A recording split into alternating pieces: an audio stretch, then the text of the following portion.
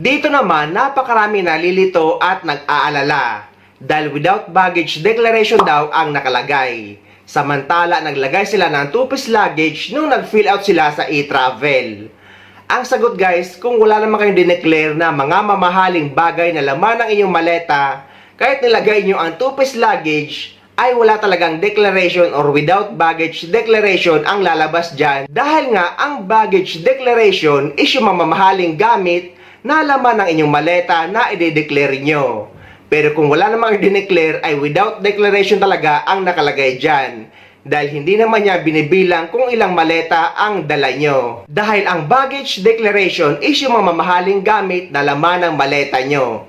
Hindi kung ilang maleta ang dala-dala nyo. Tanong naman ng iba, paano daw kapag nakalimutan na nila ang email address at password na ginamit nila sa e-travel registration nung nakaraang taon? Ang sagot, always remember guys na ang e-travel registration or ang paggawa ng account sa e-travel ay nagsimula lang noong February 2024. So kung nung nakaraang taon pa kayo nakagawa ng e-travel ay hindi pa yun account.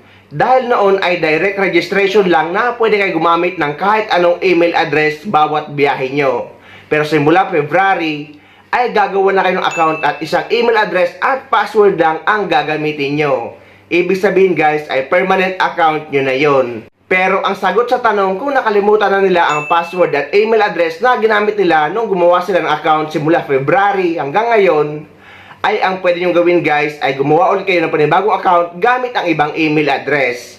Actually, nagawa ko na yan guys, kaya dalawa na ang account ko sa e-travel website para malaman ko din at may share ko sa inyo. Pero guys, huwag nyong sasadyain na gagawa kayo ng maraming account sa e-travel dahil pwede kayong ma-question pagdating nyo sa immigration. So, sinubukan ko lang yun para maituro ko sa inyo at para malaman ko. Pero kung sa eGov app naman kayo gumawa ng e-travel account ay hindi nyo na makakalimutan ang inyong email address at password.